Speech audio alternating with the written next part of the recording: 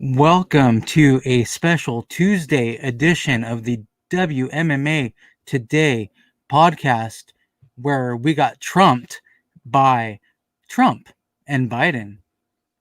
That's why I'm assuming Contender Series is on Wednesday and not Tuesday because of Trump.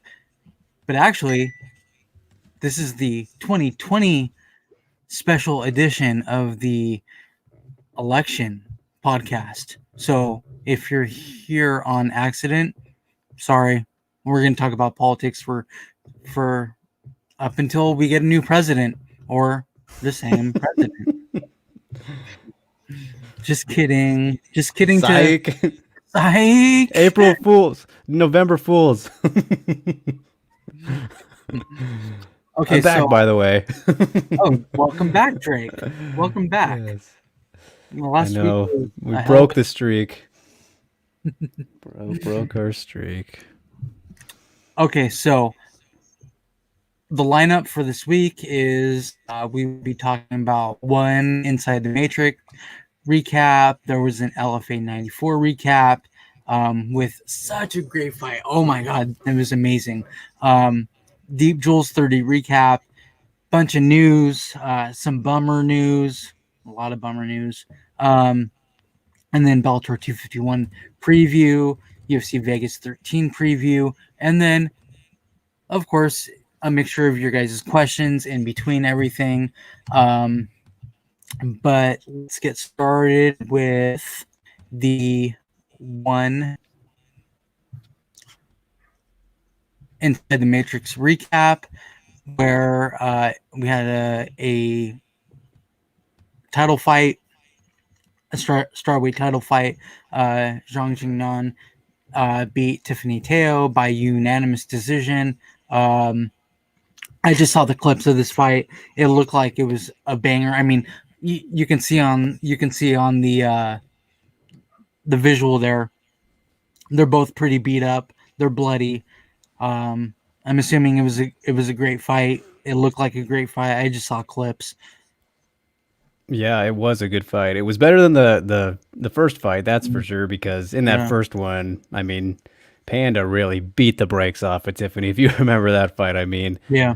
It's funny because I was pointing out how recently I've kind of noticed how seems like some stoppages in the women's fights in one, like the referees kind of stop them a little bit early, and we can maybe talk about that in the next fight, which some people seem to have thought about that for the earlier fight, I should say. But yeah, in that first fight between Zhang and Tiffany Teo, the history making crowning of Panda. Yeah, she was really beating her up, just super aggressive, and really could have been stopped as soon as like the second round, but it went on to the fourth round. In this fight, Tiffany was a lot more well prepared, but they both improved since that fight, but Zhang was already better. And so if they improved the same amount since then, but somebody was already better beforehand, that same person is still going to come out on top. And that's what happened here. Jingnan just was able to do more damage, inflict more pain to Tiffany. She put up a good fight, was definitely more in it than the first one, like I was saying. Went for those grappling exchanges every now and then, but Jingnan's takedown defense has improved a whole lot since that first fight, and we saw that with her quick get-ups and whatnot. It just came down to, who was more effective, and Jingnan was more calculated and applied the pressure in a more reserved way than the first fight, but it still paid off, so... yeah, man, she's the champ for a reason. One of the most underrated fighters out there right now. Love some Panda. She is just so fun to watch. She's a badass. So, yeah, another good title defense for her. I mean, geez, it's like, I don't know. It's going to be tough to beat her. I don't know who they're going to get to beat her. Yeah, that's in the flyweight division, right? Like Angela Lee was able to beat her in the last fight before this, but even then, like, it's not like that was an easy win. Those were the two fights between Angela Lee and Jingnan were two of the best fucking fights ever. And I mean, Panda won the first one, obviously, and then the second one, she might have been on her way to winning if she didn't get submitted. It was very close. Do you remember that? It was very close. Yeah. So Angela Lee was losing that fight for sure. I think that she was losing that fight if they were to go to decision. But then, I mean, she ended up getting the submission, so it doesn't even matter. Yeah. But either way, yeah, man, Panda Love me some Panda. It's good. It's good to see that, a lot of the question marks, I think, from some people were, how much will it change? Will it change her much that she's now with Evolve? Because she Mhm. moved out of Bali MMA in China and everything, and I think she's even living in Singapore now, but obviously training out of Evolve, where a whole lot of one fighters, train out of there. But Yeah, yeah, still looked very good and sharp. it's pretty crazy. Evolve is kind of like the UFC Performance Institute. Like there's Yeah, so many one fighters train at Evolve. yeah. Well, I mean, also their boss owns the the Right. gym, I which is mean, a yeah, little bit suspect, it's but it's that's sketch. It's sketch. But I mean, the same with UFC, right? I mean, the same with UFC. I mean, the UFC owns the Performance Institute. Dana White yeah, is part of the ownership of the UFC. I'm assuming he probably is part of the ownership of the UFC PI as well. Um, I mean, it's basically the same thing. yeah, You don't see, yeah, except we don't see UFC fighters fighting out of the UFC Performance Institute as their gym name. yeah, Or, yeah. whereas we see Evolve right there. On her rash card. Yep. Yeah, that's a great point. So, yeah, that's a whole interesting thing in its own right, but yeah, I mean, it's like either The way, I don't politics of think. one. The politics of one. Like I want to go. I want to go and get in the politics of one. I want to see. I want to get There's a in. lot. I want to. There's I a know. lot. I want to get in the middle of that shit. It's some messy stuff there. but but Hmm. either way, one delivers, and this card overall was really fucking awesome and good to see. Like, one had already come back with events before this one, but this one felt like, a like a one's back because, Yeah. 4 title fights, Or you got title all the fight. big Right. names on it. Yeah. So it was awesome. And I mean, damn, dude, two title changes. Martin Ewan getting knocked. Did you see that fight, man? Dude, Holy shit. I actually watched that fight. Yeah. Oh, That's one that of the that's was one of the fights that I crazy. watched all the way through. Yeah. Wow. Who saw that coming? Not me. I mean, just Tom Lee looking so good in those first 2 rounds, and then Martin turns it up. Goes full champ mode in the third round. Started off very hot, hurts Ton, and then, dude, just the exchange that was so nuts. I forgot Wow. how crazy that was, Yeah. and Wild. I mean, that could have been like maybe the round of the year. it was nuts. It was nuts, man. And I mean, even Ton Lee's journey, like from the Ultimate Fighter that he Yeah. was on, but he lost in his first fight, and then he got on Contender Series, right? And did he win and not get a contract, or did he lose? I don't even remember. But either way, No, like, I'm damn. pretty sure that he lost, Okay. and they just Either didn't way, give him like, a contract. yeah, just the improvements that he's made since then, because he looked so good in that fight. I mean, really cool to see. And then Ongla and Song getting totally, man, upset. One of the upsets of the year. He might Who the be the hell? upset of the year. Talking about who the hell saw shit coming? Who saw that coming? Not me. Like that's fucking wild. I thought that he was pretty much untouchable, dude. Yeah, it was looking like it. Was looking like it. But once DeRitter got his hands on him, he was touching him up. He wasn't letting go. Man, Python to the crazy. Burmese python. That's what I tweeted out when that happened. That's pretty So crazy, man. Pretty crazy shit. One's amazing though. So glad that they're back. yeah, that was a very fun show. Um, so yeah, those were the title fights. Quick recap there. Even Christian Lee's fight, that was ridiculous while it lasted. Yeah, So good stuff there. But we did have, Christian's amazing. yeah, he's great. Those Lees in general. So All the Lees, all the Lees. all the Lees, all the Lees. So we did have one atom weight fights to kick off the card though. So Yeah, I didn't even see this fight. Did you? yeah, Atom weight, atom weight fight. Ritu Poget. Uh, beat Nusre Pov. second round TKO. It looks like ground and pound. Yes. So this fight, the story essentially was Ritu's pressure and when she got inside, got NSP, as commentary was calling her, and I will call her that too because it's easier. NSP Mm, got her back against the cage, and she just really didn't know how to deal with the pressure. And Ritu went for the takedowns, and just pretty much controlled it like that. Not much striking in this one, but Ritu got it down, controlled her, just started pummeling her, and eventually in the second round, that spelled the end. And it was I thought it was an okay stoppage. Probably could have went on a little bit longer, but I don't know. Anybody who saw that, leave comments and tell us if you thought that was early, because I'm really compelled now about this. I've noticed this trend of fights being stopped a little bit early in some women's fights, like Stamp Fairtex fight. Her last fight I thought was really weird. Even Tiffany Teo's fight before this last one against Ayaka Mura, that one was really bizarre. Like body shots that were not oh even yeah, that that's big. right. That was very fucking. I thought that was awful actually. And then this one, I see the argument for it, but either way, you could tell just by how the fight was going, Ritu was on her way to winning, so it doesn't make it that bad, I don't think. Whereas like Mm. the Tiffany Teo fight, Ayaka was very much in that fight. So, Is she a prospect to watch? Ritu? oh yeah, definitely, man. I mean, Yeah, 3-0 now. What is it? I have her record up here. 3-0 now. She's representing India, 26 years old. yeah. Yeah, looking very good. And I mean, her She's whole the first. career. She's the first Indian women women's fighter, right? For one. I don't. I think Manjeet. I don't know if Manjeet Kolakar has fought for one, but you remember her from Invicta, right? I really liked Yeah, what we saw from yeah, her when she was there, but I haven't heard about her in a while. I don't know if she's in one, but if yeah. if it's another person, it would have probably been her just because she's one of the more notable ones. But yeah, Ritu is definitely a very good prospect at atom weight. Okay.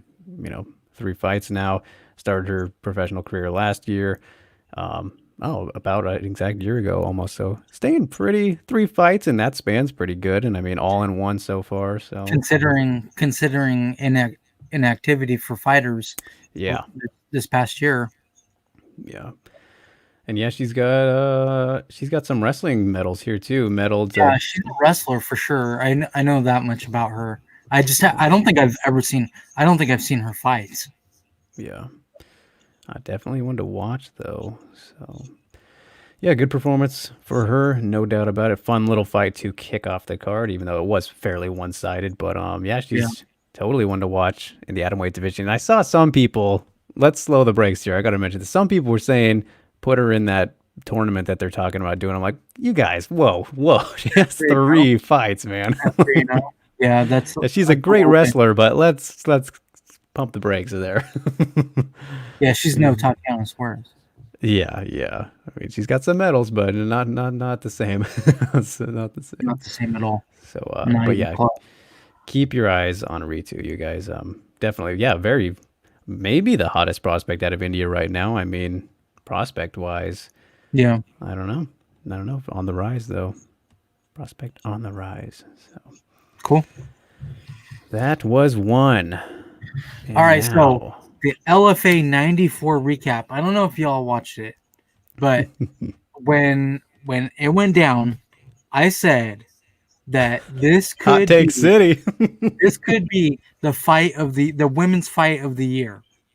Uh, Obviously behind Wei Li Zhang and Joanna Jędrzejczyk, right? Well, Spangler and Stolyarenko was this year too. That was better. I don't think that was better than this. Lupita Gureñas and Vanessa Demopoulos threw the fuck down to a majority decision going Lupita's way. It was a fucking banger, dude. So good. Lupita was just touching her up the whole time, and then Demopoulos just fucking came back like at the end. She showed her championship prowess. She's a grinder.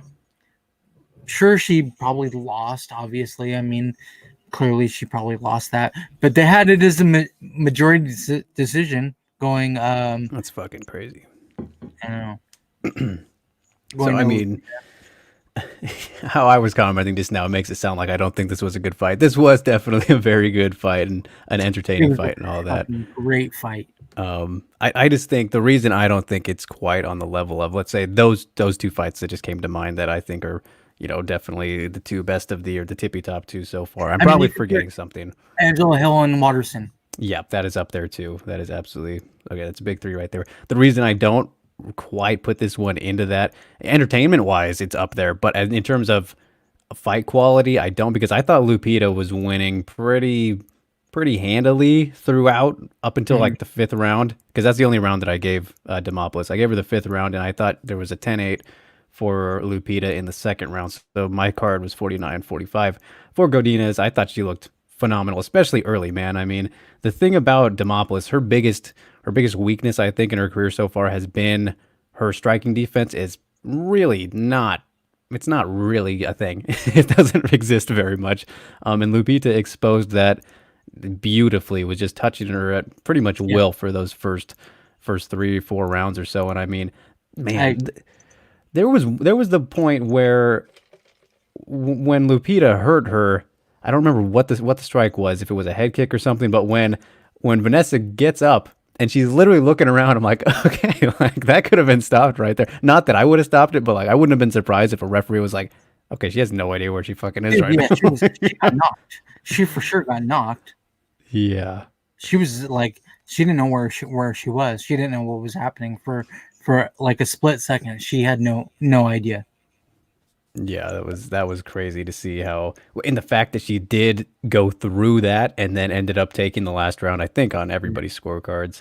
I mean, yeah, that shows, how fucking tough Vanessa Demopoulos is. I mean, geez, even though yeah, I don't think she came close to winning this fight really at all, but I mean, she was in it to the end, and I mean, it was getting bad there at certain points. So, that is a very good trait to have for somebody who, can still improve. Like, that's only going to make her that much better, assuming she can clean up those other areas that are problematic. But I mean, Godinez, man, I think she is ready though.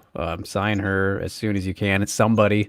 I'm not going to say a specific organization because we Well, know we she never know these days. she was making that call for the UFC to sign her, like in her post fight interview, and I said to myself, I said, okay, okay, do your thing, make that call out to the UFC, get yourself signed. But then I was like, you know what? Fuck that. Fucking put your strap on the line. I like that's the one thing that bugs me about LFA champions. That's the one Right thing, after they win, they leave. the one thing about LFA that bugs me a little bit, that kind of irks me, is they win the title and then the UFC fucking comes and swoops in. I think I can agree with that actually in this case, because she's a strawweight. This is the strawweight division. I know the UFC, the strawweight division's amazing, right? It's one of the best divisions overall MMA period, Right. regardless of gender, all of this. So they don't necessarily need her just yet, right? So it's like, I don't think so. I mean, yeah, it would be great to add her, but you don't need it. You don't need to do it just yet. I mean, she's what, 6-0 still? I mean, let, yeah. let her get you could let her get 3 more wins depending on how they go, but I mean, yeah, looking at how good she's looking, I mean, she'll probably win them, so why not? I mean, of course she wants to be in the UFC as soon as possible, but it's not super necessary, right? She's the thing about her, about Lupita Godinez, is that she's a Mexican fighter fighting out of Canada. So there's kind of that she'll get the viewership, you know, Yeah, Canada but needs some more names. for sure the UFC, I could see the UFC picking her up because of that, because she's Mexican, she's a Mexican fighter, and by the way that she fought that fight, she's a Mexican fighter. She fucking stands there and bangs, dude. She'll go 5 rounds just standing there and fucking striking. It was awesome to watch her do it. I want to see her defend that title at least once, at least one time, unless the UFC picks her up because of a short notice fight. That's I could see the UFC doing that because I mean that's what they've been doing anyway. They've been doing that through this whole COVID situation. They've been signing fighters very short notice.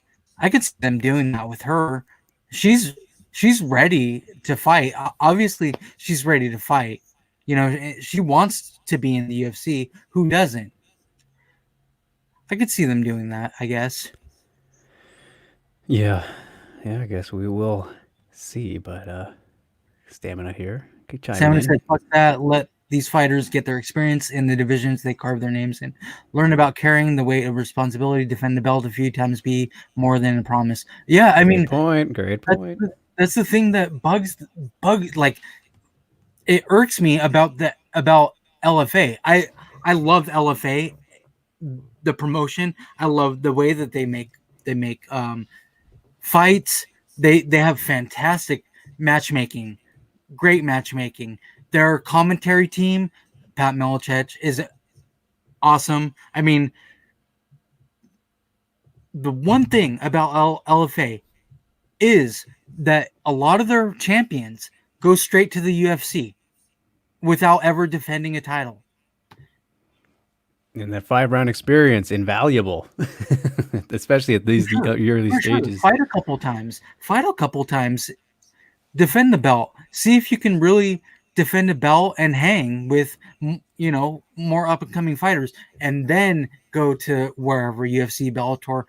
It doesn't even matter. Invicta, she's probably a champion Invicta.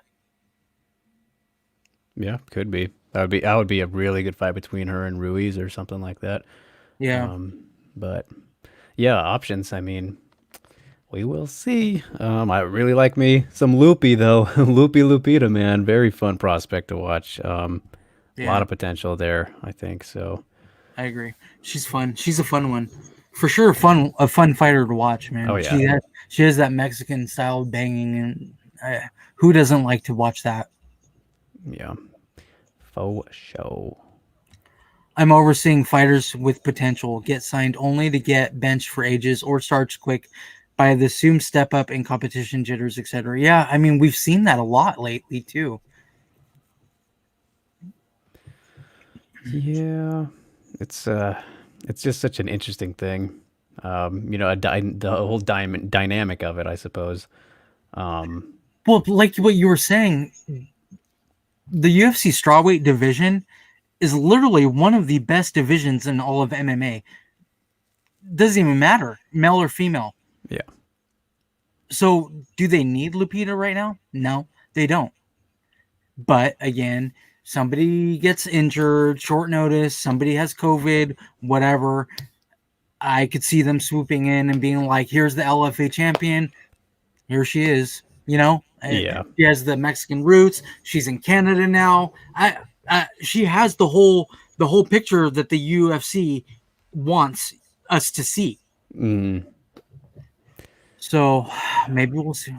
We'll probably see her. Like, I'm not gonna be mad about it, you know. I'm not gonna be mad if she gets signed, but it's I'm not gonna be mad.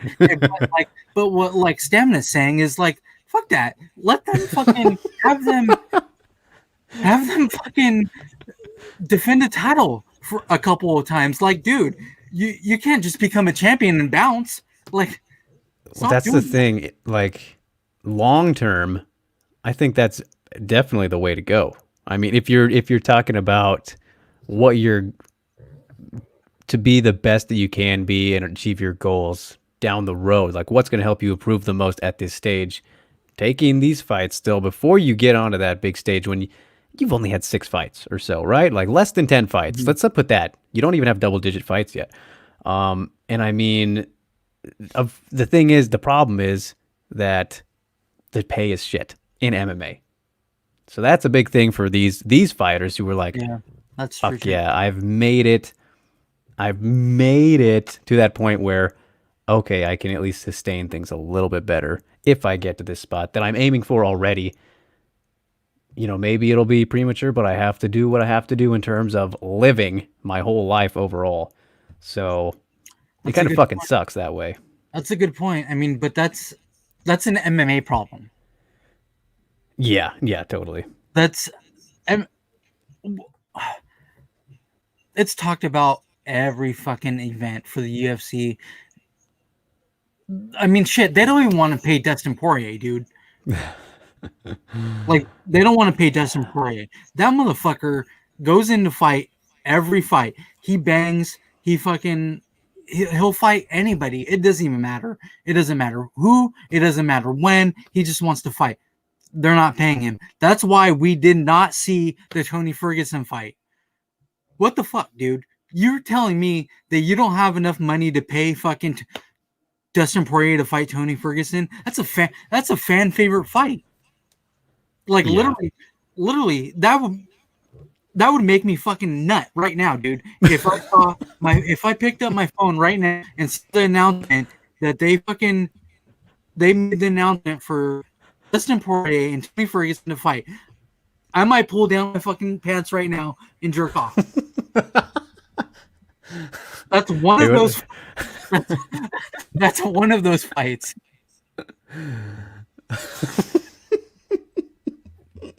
you're gonna get us.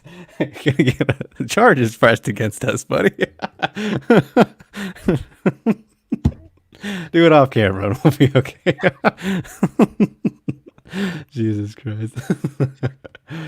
Oh man. And I mean, just to put a bow on that sentiment. I mean, they didn't even pay John Jones either for the Ngannou fight, right? So I mean, yeah. Another one. Like you're not fucking paying John Jones. You're not paying John Jones, literally the best in the fucking world. You're not gonna pay him to go up and wait and fight Francis Ngannou. Like, come on, dude. Oh Again, man. that's an MMA problem, though. Yes. The fighter pay is an MMA problem. It's Yep. bullshit. Yeah, stamina set. Straw Strawweight doesn't need anything other than someone to take a sledgehammer to the rankings. That division going to be just fine. Yep, I'm sorry. I am sorry.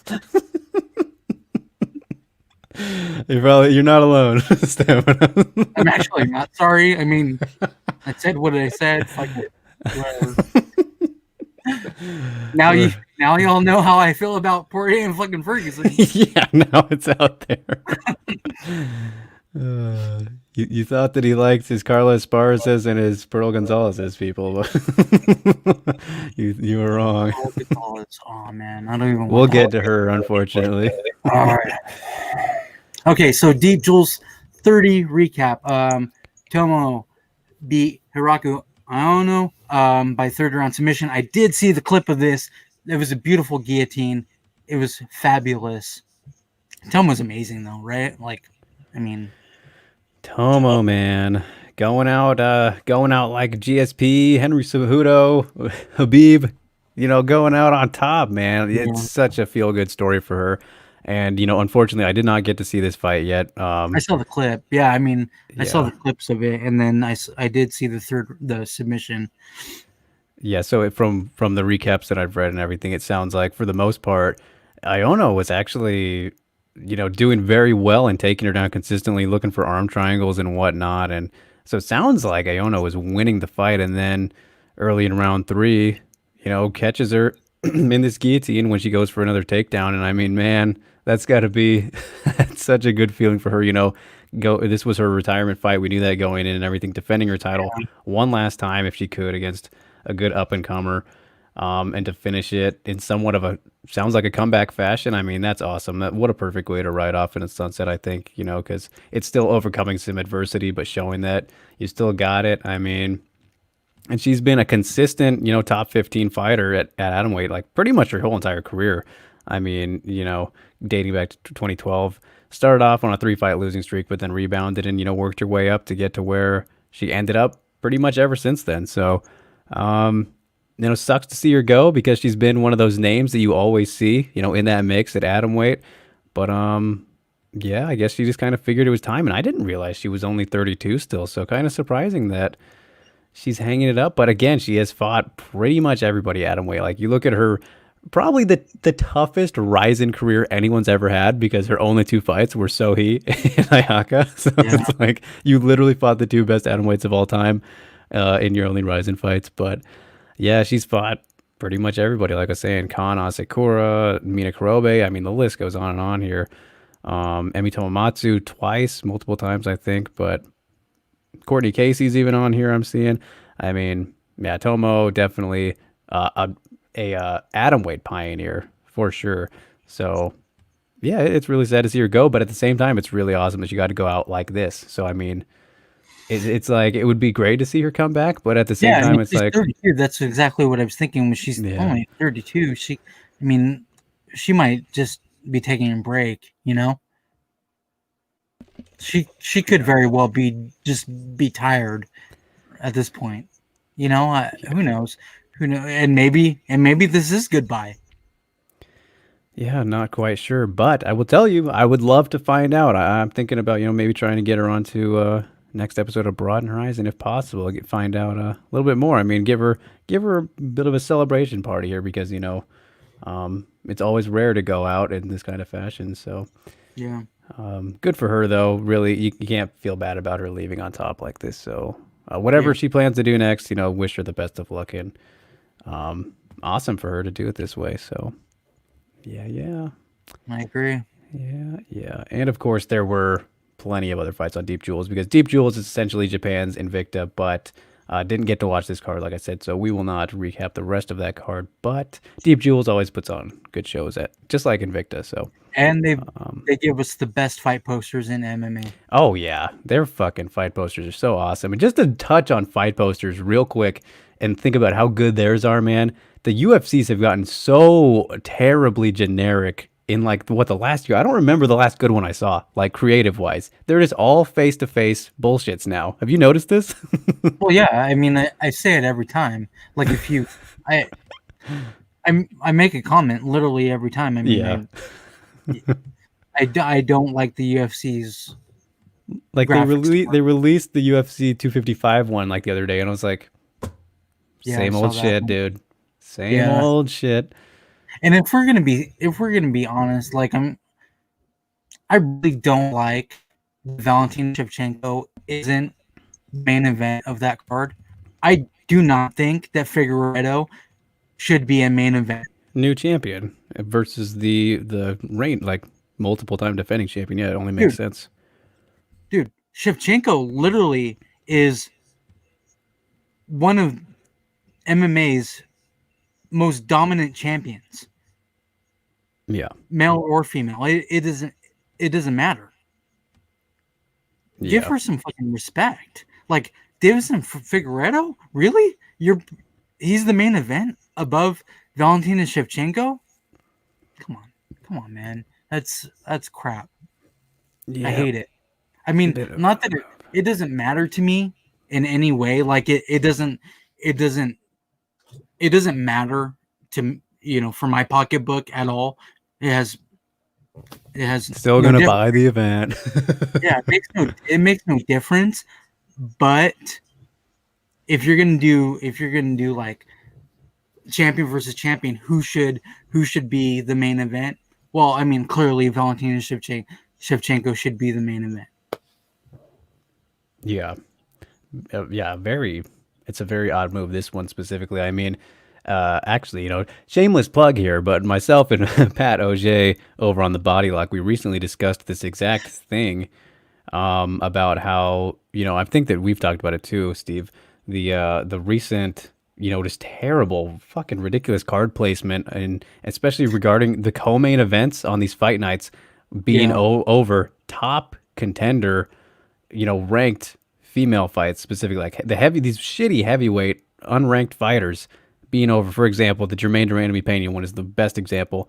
When it was Carlos Felipe and Jorgen De Castro co-main evented over former champion Jermaine Durandamy, multiple time title challenger. Just absolute nonsense of a card placement. And then Pat and I got into that on the Body Locks YouTube channel. You guys can go check it out there.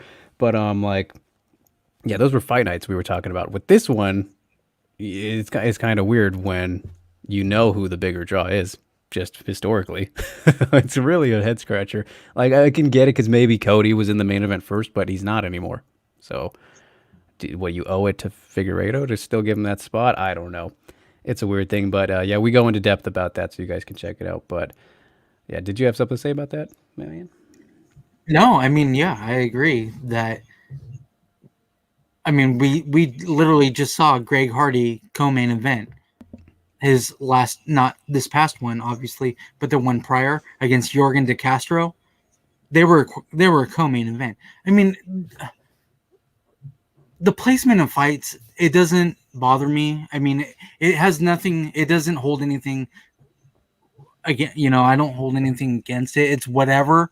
It's whatever. But I mean, if you look at it like what should happen, which should happens in the UFC, fucking is like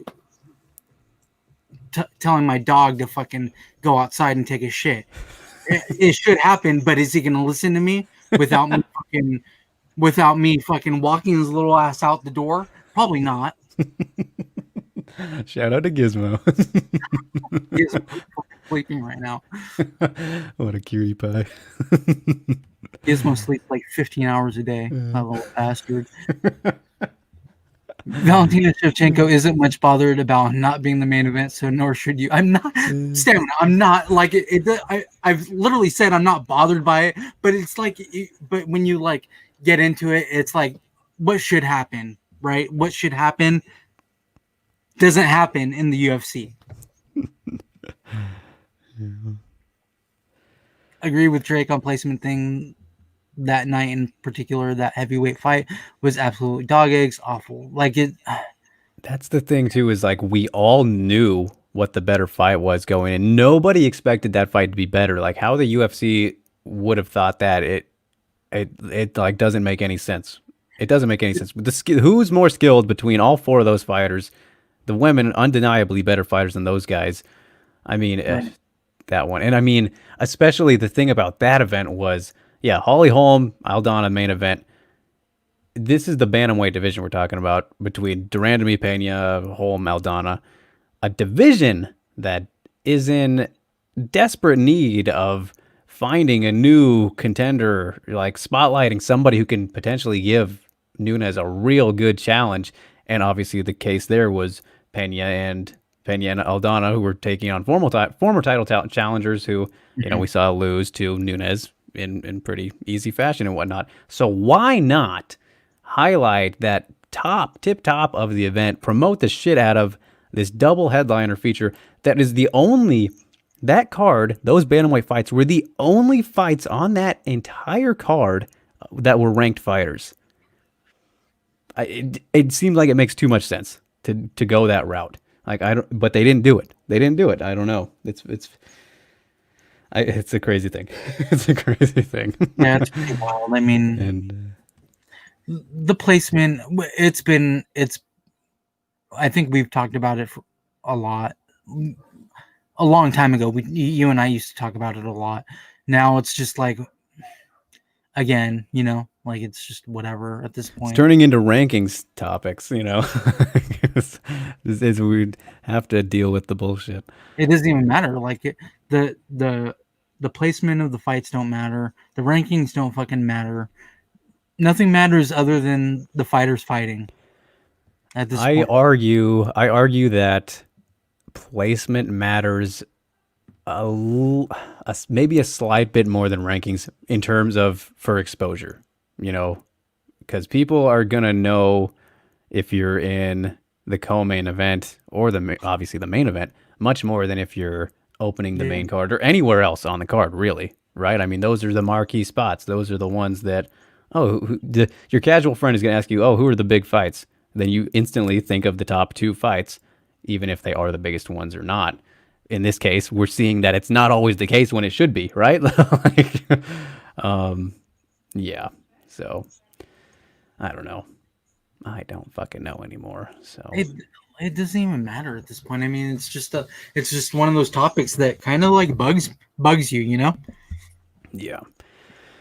Yeah, but yeah, I do recommend if you guys are curious about that, go check out that video that Pat and I did because he brings up some good business points about it too that I will let him explain there. So we will move on from this topic because we can go on and on and on. So Yeah, we can literally do a podcast about fucking oh yeah, matchmaking and rankings in the UFC. that might be fun actually. We should do that just for the hell of it. I mean, yeah, I would be down to do it for sure. Yeah. I mean, shit, I have a lot to say. You have a lot to say about it. I mean, shit, you put out your own. Hey, Dave, thanks for coming in late or whatever. It's fine. Whatever. You're 40 minutes. It's fine, late. Dave. Fuck. Whatever, Dave. I mean, you missed a couple rants and shit. Or whatever.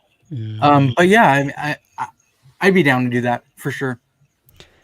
Hell yeah. So, okay, we do have a fan question via Twitter this week from our good friend, Mr. Juicy, Fighting With Myself podcast. So let me pull that up here before we get to the news, you guys. Plenty of news. Boy. Juicy boy. We got a juicy boy once again. Okay, so who in the women's 125 division had the best chance at beating Valentina? Nobody can beat Valentina. She's untouchable. Is that sarcasm, Steve? You've never been that high on Valentina that way. I mean, she's amazing. Okay. So I love this question because it is not specific. I love this question because it is not specific. Who in the women's 125 division? So I'm taking this as the entire world, not just the UFC, obviously. I would assume so. Juice is pretty smart. I would assume that's probably what he means. Yeah. So Fighting with Trumplets podcast. That's funny. Dude, he goes hard on Trump supporters on Twitter. It's hilarious. That is funny. Pull that up real quick. Nothing but besides a massive overshare from Steve. It happens. Go back and watch it. That's what you get on our show. Some TMIs every now and then. Mostly from Steve, but hey. So yes, anyways, I don't think, well, man, I don't know. Because I really do think that Jennifer Maia has the possibility to pull it off, right? But the best chance. I'm pretty sure that you and I, we're both high on Jennifer Maia. I mean, we've been pretty fucking high. She's one of the greatest flyweights of all time. That's not even an exaggeration, Yeah. So I mean, obviously, the history isn't super long or anything, but she's definitely up there. With the Barb Honchaks, the Portos. I mean. Her name is in the mix as one of those elite 125ers who's consistently been there. To think that she has absolutely no chance is kind of crazy. And maybe we'll go out there and see that she didn't really have much of a chance. But to go in thinking that, I mean, come on now, educate yourselves a little bit. But who has the best chance? I mean, it's tough. I think that she's in the mix. Obviously, that's what we're saying here. But, man, for some reason, I really like somebody who is, kind of strong, has strong grappling, and the submission ability, but they got to be well-rounded because that's what Valentina is. Like, I'm thinking of like Juliana Velasquez is a good blueprint kind of, but I don't know if I want to say Juliana Velasquez just yet because in terms of the competition she's fought, it's not shown us enough that she could. But when you look at her talent, somebody like that, I think could be very, effective against Valentina, or even like, let's say Akana Watanabe, who, if she can improve her striking to a level where, it's sustainable to at least defend well, her grappling, absolutely. And her size, strength, all these things, they give, somebody like Valentina massive problems, I think. Somebody with that kind of judo background. You look at, this amazing Bellator flyweight division that we have now, and all the judo black belts that are in it, like Denise Kiholtz, Velasquez, Watanabe. I think that there's somebody else I'm missing who's got the judo in their back pocket, but I mean, Porto, all these great grapplers, like, but it's like are they well-rounded enough to be able to hang in there. I mean, even Denise Kiholtz could be a sleeper choice for a interesting matchup stylistically for It would be Valentina. fun because of their striking Yeah, ability. their kickboxing, and Denise's submission game, which is vastly underrated, and that judo, like I said, I mean, stylistically, Denise Kiholtz could be a very good one, but I mean, it's hard to say best chance considering she still doesn't have the biggest MMA career just yet. But we could find out soon if she is definitely the best chance. I mean, I think we'll find out within the next year and a half for sure. And the only reason I have yet to even mention Alima's name, which is of course where I think a lot of people might go here, is because I don't think Alima is that great of a striker. And I mean, she loses on the feet in a lot of her fights, really. But her Yeah, we grappling talked about is that. Yeah, very, very up there. And I just don't know if she would be strong enough or able to get a hold of Valentina. But the thing with Alima then is that she's also never out of fights. Like she could go down those first 4 rounds against Valentina. It could look like I could see it looking something like the Misha Tate Holly Holm fight, and then Alima's just incredible spirit and willingness to never give up would be something that just the fact that she has that grittiness to her and her lethal submissions out of nowhere could make her the best chance, give her the best chance right there. But yeah, just looking at her as a total package, I don't know if I would say she has the best chance, but definitely a very good chance because she is easily one of the greatest flyweights ever too. I mean, we're talking about all these GOAT flyweights here, in the mix. So I don't know. That's a super tough question from Juice. I love it though because it's a fascinating one, but I think that the prototype or blueprint type of fighter would be either a Juliana Velasquez or Denise Kiholtz. I think is probably skill wise and the blueprint. Like I'm saying, that's kind of the type of person who could be, and I'm hopefully we get to find out as Kiholtz keeps climbing, and if she can, depending on who she's going to fight next, which I think could be some of these top girls, if she beats them, that'll probably be my pick. I mean, but I don't know, man. I'm rambling here. I got a lot to say about this. What do you think? you're missing somebody. Did I forget somebody? You're missing Jessica Andrade. Yeah, that is. I'm embarrassed now. Yeah, You see, should that's be. how good flyweight has gotten again, man. You should Flyweight be is back. absolutely fucking embarrassed of yourself. I am. Go, I am. go on timeout. Okay, I'm sorry, Go. guys. Here, hold on. Sorry, guys. Okay, Jessica Andrade is a monster, right? A former champion. She can fucking fight whoever. She can go all the way up and fight Kayla Harrison and probably fucking win. Amanda Nunes, she could probably beat her too. Jessica Andrade could beat Valentina Shevchenko at 125 for sure. And we might actually see it happen if Valentina beats Jennifer Maia, which is probable, right? Probable. What do we say were the odds on that fight? Valentina Shevchenko is minus 1,000 right now, while Jennifer Maia is plus 675. Actually, those were the opening odds on Bovada right now. Shevchenko is minus 1,400, while Maya is plus 750. So if you go to bet online, she's plus 800. Like Valentina Shevchenko is one of the best champions in MMA. But if she were to fight Jessica Andrade, those lines would be a hell of a lot closer than what we've been seeing in her fights. Hell of a lot closer. Jessica Andrade is a monster.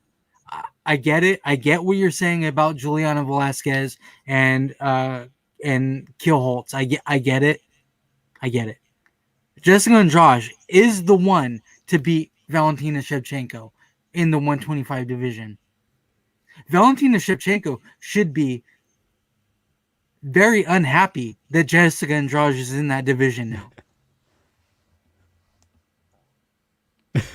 I love it. I love what you're saying here. I mean, I just see. I forgot that I'm still getting used to Andrade being a flyweight, so that's why it didn't really pop to mind. But no, I totally agree with you there.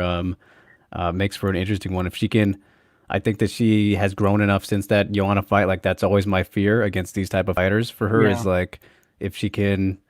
I mean, she doesn't bull rush as much anymore, like we even saw against Chukagian, like wasn't just nonstop aggressive. So I think she's definitely learned since that fight. And I mean, that was a while Valentina's ago. so So damn good though. Like, I mean, Valentina's so good. She's pound for pound one of the best in the world.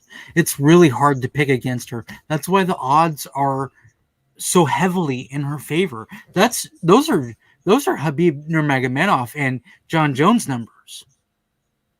yeah, yeah, it's interesting, man. So I love that question though. yeah, Very good question. Juicy 125. Jessica Andrade beats her. Maybe. I don't know. Maybe not. Who knows? All right, Semina said, in my opinion, if Maya and Shevchenko happens 10 times, Maya wins one of those. And if Andrade fights Shevchenko, she wins 3 maximum. Yeah, I mean, never know. Never know. It's MMA's wild. She can that it fucking is. I don't see her picking her up and dipping her on her head like what she did to Rose though, you know? Maybe, maybe. Hope we It would, find out. dude, it would be fucking crazy if she did it, Oh but man. I don't see that Oh happening. man. Valentina is such a smart fighter. Yeah, very, very high fight IQ. And before we shift off of this, though, I do want to say that I think that Lauren Murphy kind of has a sneaky better chances than people are giving her credit for. Like her confidence through the roof right now, and I mean, she's just been on point, like not Yeah, and making she many ain't wrong mistakes. about what she's saying. Yeah, the cases that she's making, and Yeah. um, If you go back and listen to her interview after her fight, she was saying that she should be next other than an Andrade. I mean, and it's the as much as people don't like Lauren Murphy for I guess her attitude or whatever from Tough probably, she's a good fighter. yeah, no, I mean And she's on a 4-fight win streak right now. That's a tough run in that division. yeah. Yeah, man, she's doing quite well. And I'm not saying I think that she would beat her or she has the best chance or anything. I just think she's getting, I mean, clearly overlooked by a lot of people, but I just think that she's kind of got something going on to where, she'll put up a sneaky better fight than maybe some would give her credit for. Don't think she would win at this exact moment or probably any moment if that does end up happening, but I would be interested to see it.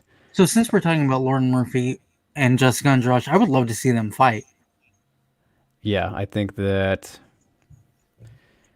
it's probably the way to go. I mean, I don't know, it doesn't really look like it, and we could skip right to that. Oh geez, hold on, I gotta zoom out here on the tabs. Um, Skip right to this piece of news, which I had second in line, but let's get to it. It's something that is related to this Yeah. whole mess. So Caitlin Chikagian and Cynthia Calvillo are fight is in the works for UFC 255 on November 21st. That was actually done today, right? Earlier today, or was that yesterday? Let's see, yesterday. That was yesterday. Yeah, a lot of fight news today. A lot of fight news. Yeah. Um, Pantoja, and Oh, Cape. yes. Love it. Manel Cape is on his way. The emergence continues after getting postponed, the fight that he was supposed to have initially. Yeah, Yeah, very excited for that. But this flyweight fight here, Kalen Jukaji and Calvillo, a bit of a surprise. And I think the weird thing about it for a lot of people was the fact that this is on that same card with Maya and Valentina. So yeah. it makes you assume that they're going with Calvillo as the replacement fighter, right? It's not going to be Caitlyn unless something happens to Calvillo again. But assuming anything was to happen in the main event with, let's say, Jennifer Maya, because I don't think that they would She does do, have they wouldn't. weightlifting issues. Yeah. that was kind of an awkward stretch, though. I believe in her since then. Yeah, But I agree. yeah, Calvillo here. Yeah, it's a weird situation. And according to Lauren, who did tweet out after this, making some comments and points and whatnot, she's making a lot of sense, right? Lauren has been making nothing but sense really lately. Yeah, she said that she was Yeah, offered Calvillo yeah. for And she two, was like, "Hold on, let me sleep on it." yeah, for 256. So the December card, Nunez and Megan. And then wakes up in the morning and they Yeah, announce this fight. right. They Like, did her dirty. That was you a can't dirt. That was, wait a fucking like 8 hours, you guys. that Like, was a dirty dog move by the UFC. they don't give a shit, man. That was a dirty dog move by the UFC. I wonder how often that happens to fighters. You know, Yeah, very true. or was that just Lauren Murphy type thing? You know, because Yeah. I don't know if the UFC. I don't know if the UFC is very high on Lauren Murphy. I mean, she's done everything that they've really asked of her. Look at, like, she didn't have to go on Ultimate Fighter. She already had a job in the promotion. She was already a bantamweight. Yeah. I mean, that's just one example, but like, yeah, No, I I agree. don't know. I think that she's a company woman for the UFC. I believe that fully that she is. But they did her dirty. Yeah. If what she's saying, and I tend to believe her lately, especially lately. You know, she's coming out with some truths and with some facts. Yeah. She's been very smart about what she's saying. She's out there. She's putting herself out there now. I think she's trying to make her push to the title to the get people to start realizing what Lauren Murphy's about, and she's doing a really good job with it. But again, they kind of fucking bent her over and fucked her with this move. If they if it's true, and I believe it's true. Yeah. Yeah, it's weird. It is very, very strange. I mean, yeah, that's just a whole lot of political stuff right there. But I mean, in terms of this fight and everything, I'm definitely fine with it in terms of a matchmaking perspective, and doing the Calvillo Murphy one, I think would have been fine and made sense and all that. But I mean, with Andrade coming up, that makes sense too for Murphy. If you want to make them fight in the meantime, even though, I mean, Maya and Shevchenko's this month now, so you could just pick between one of them who you wanted, and then I mean, have one of them fight the winner of this fight. I mean, something like that. But if Chukagian wins, which is very possible, this is a very winnable fight for Caitlin. Um, then that kind of makes things even weirder. You'd pretty much have to go Murphy Chukagian in that case, do that rematch, because that is a rematch from bantamweight back in the day. I think that was Caitlin's debut actually in the UFC, rather than obviously Caitlin versus Jessica Andrade too, as soon as that would be. Um, yeah. So I mean, as for this fight stylistically and all that, I'm fine with it. I think it's a good test, a much better test for Calvillo than Jessica I was. Not to knock on Jessica I, as we tend to do on this show, but I mean that's just Who us? facts. No, Wait, not us. who? What? No, no. What? We don't do that.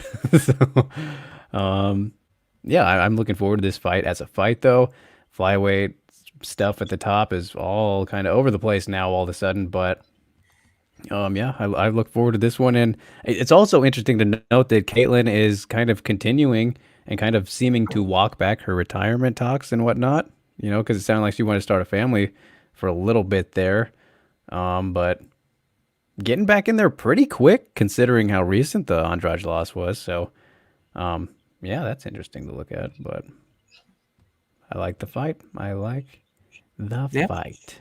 I agree. I like the fight too. It's a good fight. I mean, I think stylistically it'll be fun. Yeah. It'll be a fun fight.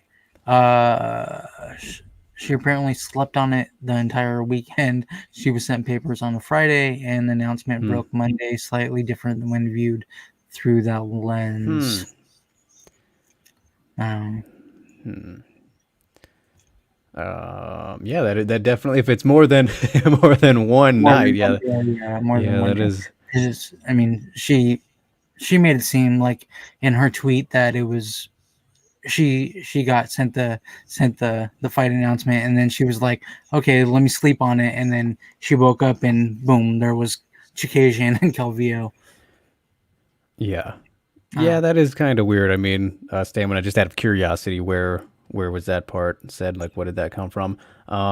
But yeah, that seems weird considering if that part is true, then that's like, okay, Lauren, then you're kind of just being all talk by, she's saying that she'll do yeah, whatever she has to prove her status and all that. If that part is true, I mean, depending on what exactly the facts are, everything lines up to her side, me leaning towards just because of how it's been looking, and still taking that Shakarova fight when she really did not need to do that. So I don't know. Yeah, stuff at flyweight's peak is all over the place, like we've been saying here. But another note. on another note, don't know what it is that makes Caitlin Chikazian the UFC's pet and the way she is. This will be her seventh fight in 2 years. Nobody else gets to fight that often. What gives? Well, I mean, Bro, she takes fights. she takes fights, bro. I mean, and you're forgetting about Chimaev, Angela Hill, Tanner Bozer, Casey Kenny, There's a lot of them that took Hannah fight. Cyphers. Yeah, I yeah. There's been a lot of fighters that have been taking fights, but he did say her seventh fight in 2 years. So Yeah, it's something I she's didn't fighting realize. So yeah, 4-3, 3-4, something like that. yeah, very good Mm, pace a lot of for fights. A lot Shikajin. of fights for her. She's maybe that's why she's talking about getting pregnant and having a She's family like, and I stuff. need a break, yo. Maybe she's fucking, like exhausted, and she's like, maybe a baby will fucking be less work. In all these fights. I love Chikajin though, honestly. I really, I know a lot of people don't really like her very much, whether it's personality or more so her fighting style or whatever. But she's really a cool person. I think I've interviewed her before and met her and all these things. But I don't I dislike. enjoy her fights and There's a lot of everything. fighters that I dislike. She's not one of She them. she gets unnecessary shit. Not as bad as others, but yeah, she's one of those who does get some unnecessary flack, I would say. And I mean, when Yeah, you're as active as she is, like, come on, cut her some fucking slack, man. You she's you gotta super you gotta active. love a fighter who's, yeah, just willing to fight in there and all that. So I enjoy me some K Chuk. That's we're gonna give her that nickname, or just Chuk. That's what it's an easier one. Chucky, El Chuca, El Chuca, La Chuca. La Chuka. She's La All right. Chuca now. All right. So now for our lone piece of sad news.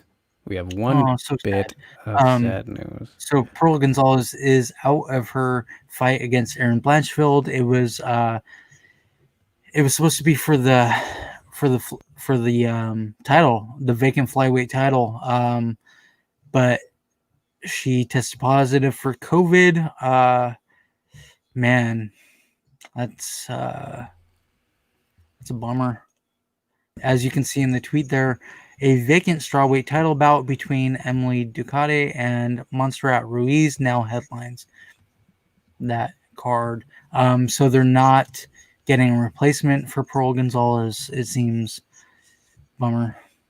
It's I mean, short notice. I'm fine with that, I think. I mean, in terms of, let Blanchfield still get to fight the person she was supposed to fight in the first place. Because you have this timetable of when Pearl will be back, which they'll clearly move this fight to Invicta 44, whenever that's going to be. Probably December, right? I would imagine, or maybe January. Seems like Invicta will kind of skip a month or two every now and then between their events, but yeah. I mean, there's not too much to add to this besides, damn, that sucks. It sucks, and It's a clearly, bummer. yeah, Ruiz and Dakota getting the headliner makes sense, all that. But yeah, I still want to see that fight specifically between Pearl and Blanchfield. So Yeah, sucks yeah, for both of them. Hope Pearl, gets well soon, yeah, for and all sure. that stuff. So, yep, yep, yep, yep. And then Well, makes you think like she trains at 10th Planet in San Diego, mm, who she came in contact with at 10th Planet. So many fighters at 10th Planet, including Ilima McFarlane, Liz Carmouche, and so many others. yeah. Thankfully, I don't think Who Alima has started camp yet. I don't think, but so don't think COVID that takes another one. Fucking bastard. That takes bastard COVID, another one. man. Why? And what are you talking about, Stamina? Fuck She's you, COVID. fuck you, COVID. He doesn't like the idea of Pearl Gonzalez going to strawweight. He never has. Oh yeah, I mean, are you just saying in general? Because I don't think there's talks of that. I don't think. Yeah, she's looking. She's obviously been better at flyweight, and I mean, of course, she hit a little bit of a skid here recently, but you got to look at who she fought. And I mean, so yeah, I mean, strawweight, yeah, it was really never. It didn't work out too well for her, of course, but Right. since That's why she then, went up to flyweight, and then now been she's much fighting better. for the title fight. The title. I don't think that she'll go back. I think she's done fighting a strawweight. Yeah, yep, I'd say so. But She's too speaking of, thick. She's too thick for strawweight. She's way too thick with a bunch of C's. I mean, she's tall too. She just has a bigger frame than a lot of strawweights. Yeah. Yeah. She might be like 5'6" ish. I think I could very well be wrong, but she's not. She's not a small strawweight. She wasn't a small strawweight. Let's put it that way. I remember she was bigger than Calvillo by a pretty noticeable margin when they fought. Hmm. Well, yeah. Anyway, speaking of strawweights and more natural strawweights, Yep. Bellator news. Carrie Melendez is going to fight Emily King at Bellator 252 on November 12th. This is actually a really fun matchup, to be honest. Yeah, I yeah. didn't see it coming, but it's a really fun matchup. Both Carrie Melendez and Emily King are fun fighters to watch. Yeah, I actually didn't realize that they booked this for what what is the fifth month for her? It was right before June. I Is that May? I'm totally blanking on which month is number five. I Yeah, hope man. so. I'm so bad. For some reason, dude, my whole life I've had trouble like remembering the numbers of the months after March is 3. So yeah, 4 and 5. I always forget which ones those are. It's April and May. Yeah, for some reason those ones always give me trouble. That's weird. Okay. I don't know why. I don't know why. That's always been an issue I've had Really? since I was a little kid.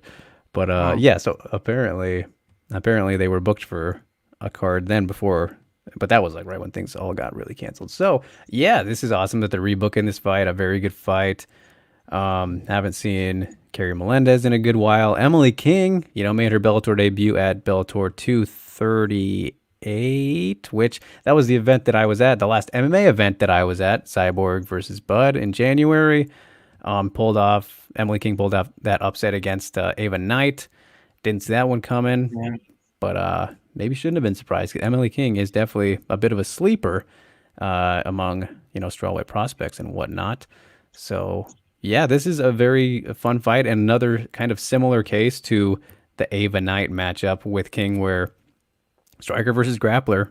I mean, Emily King striking it's all right. It's nothing too crazy or anything, but obviously her grappling is the best part of her game. And then Carrie, a very good striker, and we saw her actually struggle a bit. Not necessarily in that last fight with Mandy Polk, but before that, Dakota Zimmerman gave her a pretty close fight. That was at Bellator 206 when we were both at that one. You remember that fight? Dakota got a split decision loss in that one. She was giving her some trouble in the grappling though, and I think Emily King will probably do better than Dakota Zimmerman, who actually kind of her grappling was a little bit more surprisingly better than I think we could have anticipated because she had a boxing background. But yeah, Emily King, more experience. This should be a very good fight, and yeah, it'd be interesting to see how it flows. Where the fight flows. But we know whose strengths are where, right? So For sure. Yeah. I mean, Carrie Melendez is. It's weird that she's not as active as she should be. yeah, I mean, I think it's because she's a strawweight. They don't have a strawweight division, but I mean, you got to think also like just look at recently, like, Bellator is finding plenty of great prospects at strawweight in Europe, Yeah, man. Like, have those they're gonna have fighters. to. I think they're gonna have to make a strawweight division at some point. I mean, they should. The talent is fucking crazy, man. Like, obviously UFC's hogging it all up, but I mean, it's such a Well, good division if they overall, start taking them from LFA, if they start taking it from Invicta and wherever else, then they can build that division. Yeah, I mean, And then they start up have, the division with Godinez and Ruiz, like bring in these champions and stuff. I mean, Ruiz not champion yet potentially, but like there's people out there. There's people out there. okay, so speaking of good fights, Biden and Trump are really close right now. Oh, geez, updates. We're trying to distract people, Steve. Well, I'm fucking distracted by the numbers. I'm distracted by the numbers. Like it's a What's the phone score? booth fight. It's a fight in the phone booth. Well, CNN electoral map says Biden has 98 electoral, and Trump has 95. Dave has different sources than you. 270 needed. What? Dave, you're in Canada. What the fuck are you talking about? Hey, no Canadian shaming here on this program. We are international friendly. At least we try. One of us tries to be. I'm nobody from me. Yeah, true. I don't give a shit where you're Canada, from. Okay, so moving on. Really look forward to that fight, though. Love Carrie Melendez fight, and then Emily King. Good to see her back as well. All right, so what do we have next? Oh, we have some more fantastic strawweight action. You guys, this was announced. Was this brand new today or yesterday? Yesterday. Last night. Late last night. A good one. Yeah. This was last night. Michelle Watterson will be taking on Amanda Ribas at UFC 257 on January 23rd. Another fight so far out, but I like it. This is a wanker of a fight. So many dudes. I'm gonna use that in tweets in the future. Wanker of a fight. This one's a wanker of a fight in quotes, and then Steve. I'm gonna tag you every time. Do it. All of you, I'll do it. Well, before this fight, before this fight happens, 100% support adding for that one. I will take 100% fucking flack for it from whoever. Yes. I don't even care. Yes, everybody on UFC 257 right before, like once this fight's on deck, everybody retweet the same thing, adding Steve of his quote. This is a wanker of a fight, and put eggplants too. I mean that's optional, but Anyway. Oh boy. Ribas and Watterson. Yes. I like this. I like this a lot better than Carla versus Ribas. What do you think? Oh yeah, for sure. I mean, I don't matchmaking wise. Yeah, I don't want to see Carla get fucking killed. Like that sucks. That would suck for me to see Carla get killed. Good. She wouldn't. I don't think she'd get killed necessarily. I mean, the thing I didn't like that. I mean, I did like that for certain reasons and everything. I think it's a very fun matchup, a phenomenal test for Ribas to see if she's ready for the step up. And I think that this one is definitely that as well. But you look at Ribas versus Carla. I mean, Carla's fucking in line for a title shot, man. Like that was a hot shot attempt. Ribas is already kind of. I mean, she's taking a pretty good climb. Slow and steady. Nothing crazy like Paige Van Zandt had, and funny enough because she fought Paige Van Zandt. But I mean, that was hot-shotting potential, for putting Ribas versus Carla when Carla is up there, because the winner of that fight, you'd probably say, gets a title shot. Because I would think so if they were to do that. But in this case, this is a lot more reasonable, I think, because Carla should be, getting a title shot next or one fight away. Whether she's not getting the next title shot, I don't think. I think that's very safe to say. So I mean, one more and be somebody around her rankings where she's ranked. Whereas in this fight, Watterson just broke her losing streak, right? Or no, yes, because before the Hill fight, she lost to Carla. So look at that. It all comes full circle here. So yeah, this is a really fun fight, a great test for Rebus against somebody who very similar, Hello. very similar, well-roundedness. What Streaks was like that? What the fuck's hell was Hebris. Amanda Hebris. Hello. Oh, she's so goofy, dude. She's so silly. Total girl. Um, That's why I like her. yeah, she is funny, I mean, but that's not the and just only a reason. badass in the cage. Absolutely violent. Mm-hmm. It's a good one though, man. I mean, you look, it's experience versus She's the gonna put it upcoming on the star. mom. You think so? Oh Is yeah. your early pick is Rebus by Destruction? Oh yeah. Oh yeah. Hey man, people She counted puts it out on the mom. Crowdy Hottie against Angela. You know, Well, I mean, okay, I guess, but Eh, yeah, it's fair. But Rebus is fucking a beast, dude. she's got the momentum. Yeah, She's an animal. Angela Hill's not like an animal. she's Rebus is an animal. not. She doesn't have the same killer instinct, that's for sure. But Yeah. yeah, pretty. I mean, obviously, Angela Hill has improved a whole bunch lately and is looking very good herself. But yeah, I get what you're saying. I mean, Oh, in for terms of sure. killer I mean, instinct and everything. you know that I like Angela Hill a Yeah, lot, but I mean, as far as like putting people out, Rebus is the one that puts people out, yeah, yeah. and I think that she probably will do that to the hot mom. I hope that this fight goes to the ground because I think that would be very fun. A very I hope it goes to the ground too. interesting battle. Rebus, her top control is just fucking sick. For to go Yeah, with her ground and pound and her jujitsu. I mean, she doesn't have the best top control, I don't think, in the division because of obviously the incredible wrestlers that we have like Tatiana, Carla, and Kanako in the division. But from a jujitsu base and everything, man, she is hard to get off you, as we saw in that Randa fight. Just gave her a bit of a beat down there.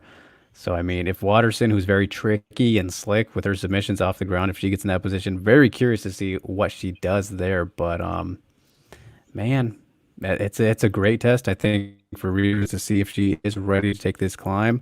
So I am very much looking forward to it. And Chad, I want to ask you guys, what is your early picks for this fight? Because I'm not sure who I go with yet, but I do lean towards Rebus. Steve obviously leans towards Rebus a lot heavier than I do, but well, Stamina already said I think I've got Watterson by experience there and we go. Jackson Wink point fighting, but I sure hope not. Right. Well, there I we go. mean, that's the that's one way to look at it. The But I early think, thought process. yeah. But I think that Revis is just fucking a hungry animal, dude. She's not going to be tamed anytime soon. Until she fights a wrestler. Yeah, until she fights fucking Tatiana Suarez. That's a very that's the test of tests for someone like Rebus. Because, Yeah, we see that Rebus could do it everywhere, right? But right. how you handle a very unique level of pressure, right? And just grappling dominance. Yeah. I mean, If you, we saw it with Habib and Gaethje, yeah, and Gaethje doesn't have terrible wrestling. nope, nope. But you wouldn't, you would have thought he did.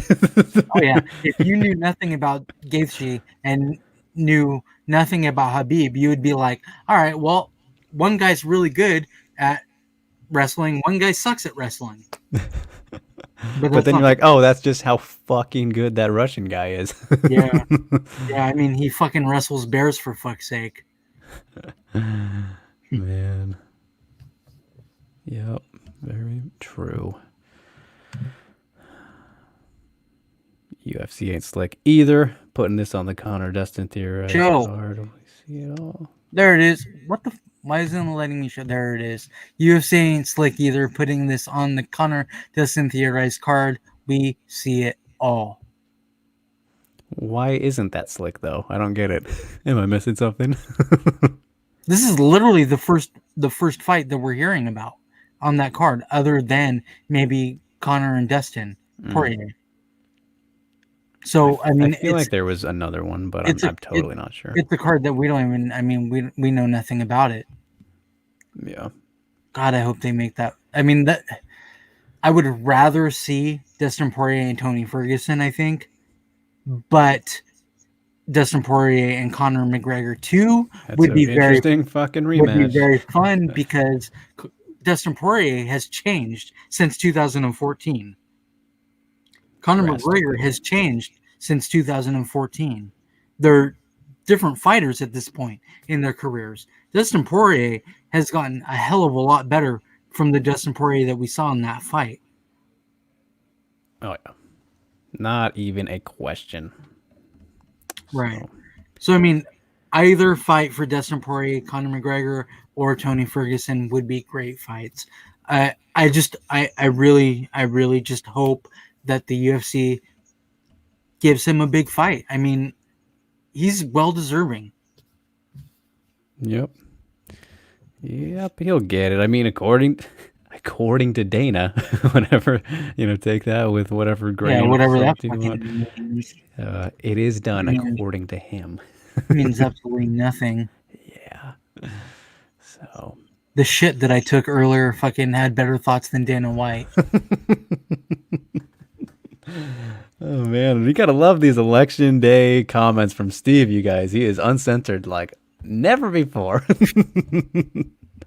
Gotta love it. See, this is what happens when I get back on the show. Brings it out of him. Literally brought it out of him earlier. Yeah. Oh, pretty fucking close. Oh shit. Okay, let's move on to the previews, you guys. We do have 2 fights this week. We were gonna have 3, but COVID got us, and we lost 2 fights last week actually, which was a big one. We lost Courtney Casey and Priscilla Cachoeira, and we lost Yanez versus Vita Ortega. Very sad. Hope to see that one rebooked. Oh, okay. So yeah, Stamina said I Calderwood is on the card too, as is Tavares Carlos Jr. I didn't even see that Tavares fight was even booked. I Calderwood, we actually talked about, didn't remember that it was even that far away. So far, I thought it was farther, honestly. Yeah, February, right? Yeah. I meant that you put Rebus on there to get more eyeballs. They're all in on building her star, and I love to see it. Yeah, I agree with that 100%. I'm a little bit surprised, just to touch on that before we move on here to the previews. That I could see that being a fight that they wouldn't mind making a headliner, especially after Watterson's last fight. Why not make that a main event? That's a good test to give Ribas potential for 5 rounds. A fight night card? Yeah. I mean, it'll come eventually for her, but I don't think that would have been a bad move to do that. I don't think people would have complained. I mean, sure, people complain about everything, so never mind. I was going to say people can't complain about that after the Watterson Hill fight. About literally everything. They fucking would. Especially women's main events. They hate to see it. Not like they're usually bad. I mean, I versus Calvillo wasn't an awesome fight or anything, but I was intrigued by the whole. But Watterson and Hill sure in the fuck was. Yes, that was excelente. So, and then very good fight.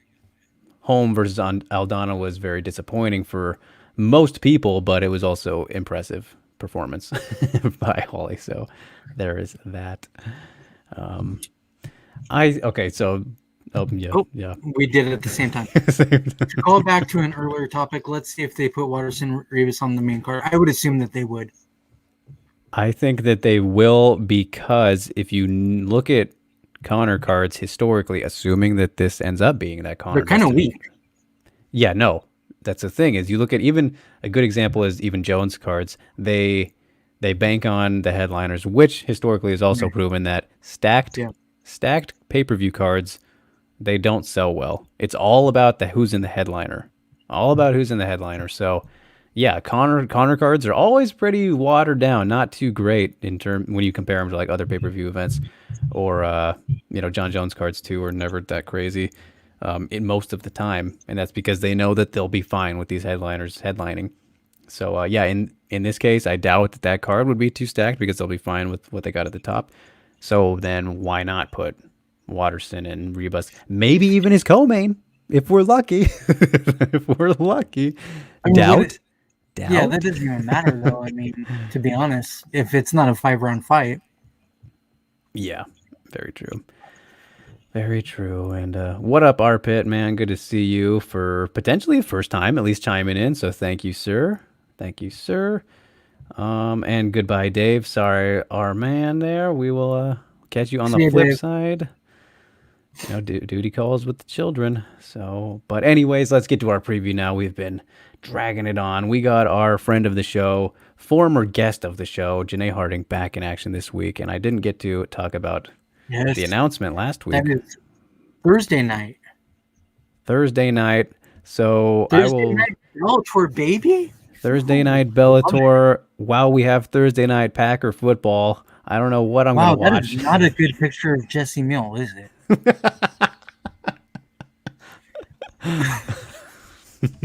It is what it is. That's a that's a terrible picture of Jesse Mill. She should be highly upset with that picture. Holy shit. You said it, not me. Well, I mean, look at it. It's just not great lighting, okay? She's, Right, hey, right. That's I what gotta it is. Not me even though like she even though she has me blocked on Twitter after never knowingly interacting with her, I gotta stick together with my vampire white skinned people because we're both very pale. dude, her hair is as red as my hat. Yeah. But anyway, Janae Harding is back as well. And Janae over there looking all fine and shit. Janae, when was her last fight, dude? I feel like we haven't seen her in so long. Was it the Amanda Bell fight? I don't have her Yes. record up, but Yeah, that was pre-pandemic. yeah, that was a while back, I guess, huh? Pre-pandemic, crazy fight. Unfortunately, a loss for Janae, which ended that little winning streak that she had going. Yeah, she's 5-4. Holy shit, man! Stamina just absolutely spot on with this combination. It was very creepy accurate. That Jesse pick is like a morph of Brandon and Caitlin. Huh. That is a total face swapper. What is it? The combination thing. Yeah, that's a terrible picture. That Take it down. is. We're Well, we're tired of looking at that picture. I couldn't find a better one for both of them. I mean, I could have made one real quick, but we were a little bit late as is. But anyways, as for this fight, should be I think it should be pretty entertaining. You know, She Janae, has a good to see Karen her face. back. What's that? She has a She has Karen face. a Karen face. Very fair, very fair. Jesse You the know, Karen. Jesse the Karen melee, however you pronounce it exactly. Yeah, so Jesse is getting back in there relatively quick. I mean, that Julia Butt fight was that last Well, month? I mean, last month. rather recently, Last and month. Yeah. yeah, getting back at it. Janae getting out of Australia and coming on over to get back in action here. It's going to be She's really had interesting. she's had a boxing bout Okay. in Okay. November as well. Back in Well, boxing. okay, so her loss to Amanda Bell was 11-8, and then she fought 11-22. So she has not fought in all of 2020 yet. Okay. So it's literally been a year since she's taken a fight, or Okay. since she's fought. Okay. Okay. Well, we know that Janae does have pretty solid striking, good crisp striking, all that. In her last fight with Amanda Bell, kind of back and forth all over the place. I remember 10-8s for both of them, I believe, if I'm remembering correctly. It just seemed like she kind of ran out of gas a little bit towards the end of the fight. Jessie Melee, very tough, as we've seen, went the distance with Julia Budd, but was not able to pull out the win there, but never went away. She was very confident the whole time, kept walking forward. I think that's kind of one of her biggest weapons is her fearlessness, and that will definitely help her against someone who is less experienced than she is.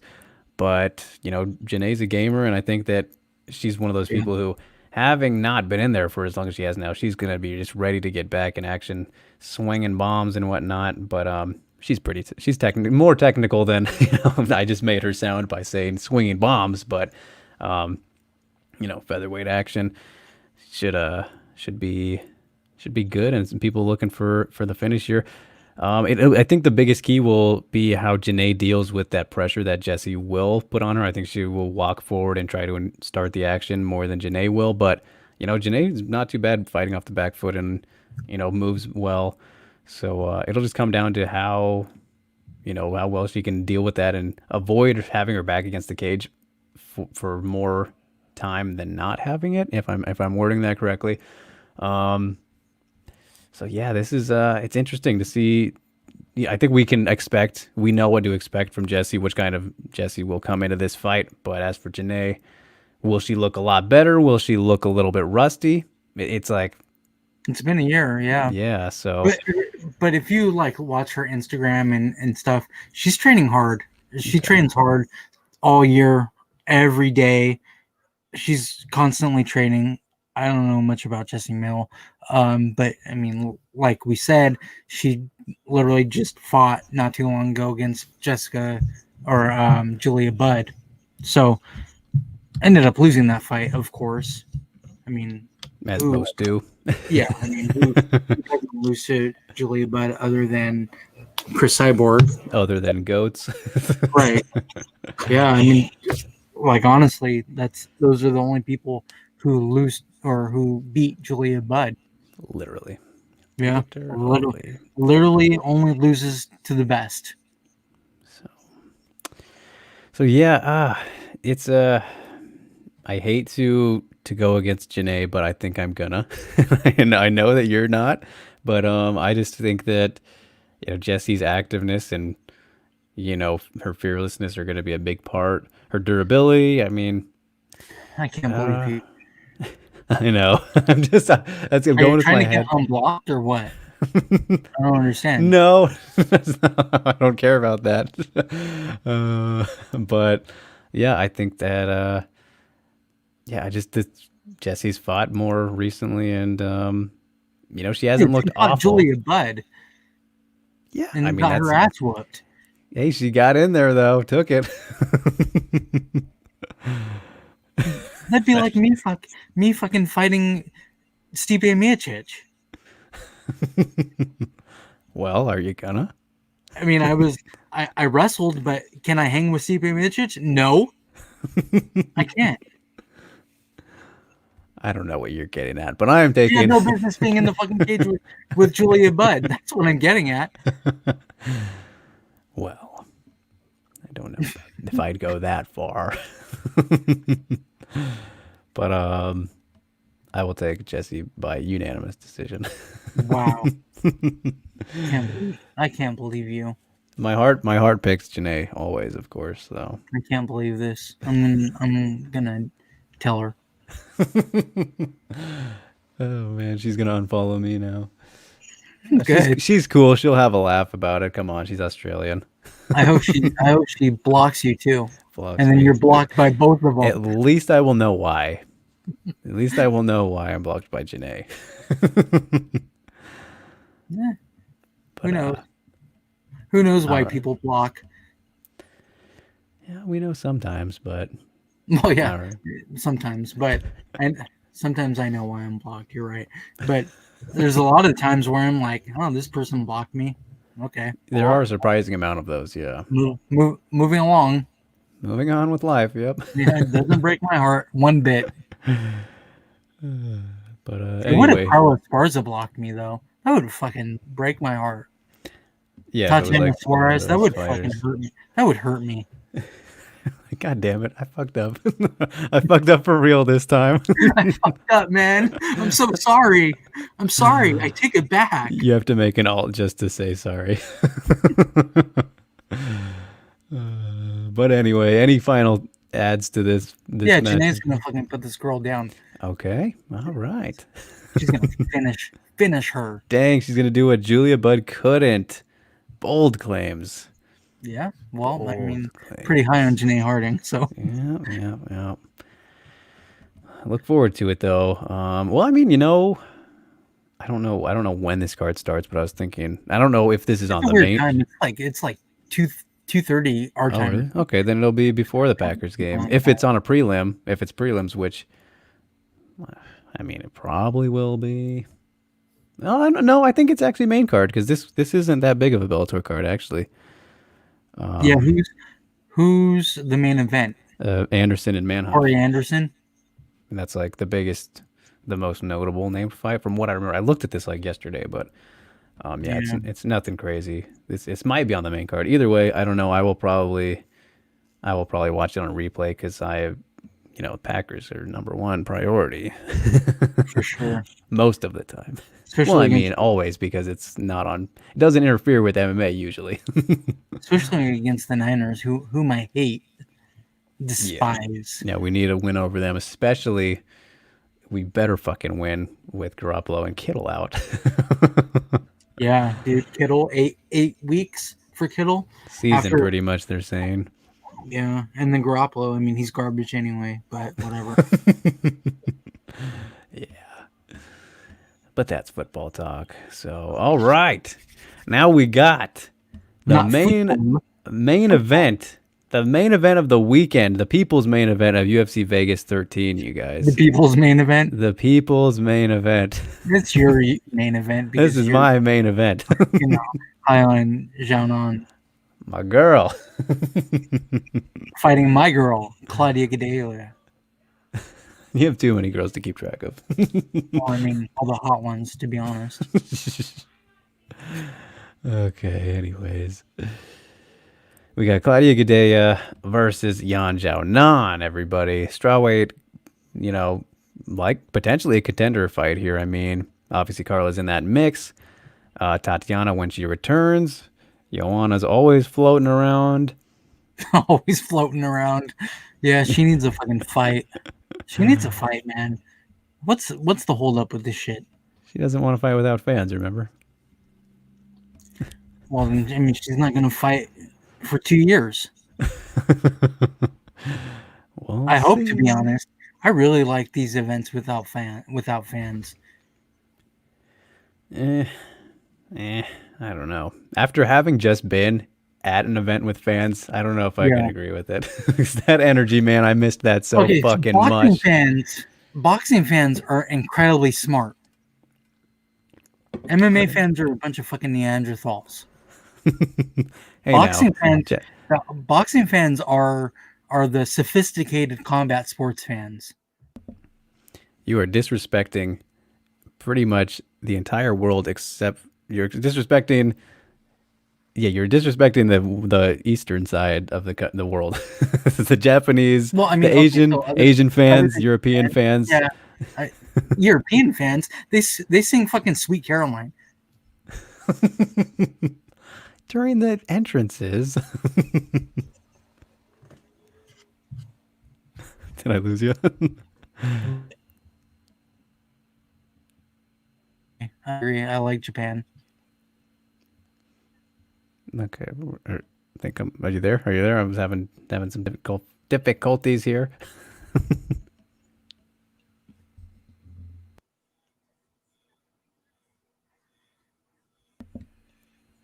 Are you there, Steve?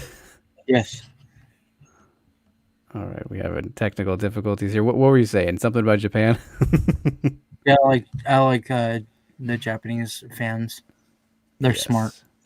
Yes, but anyways, what were you saying about boxing fans? We got all distracted. Oh, they're so smart.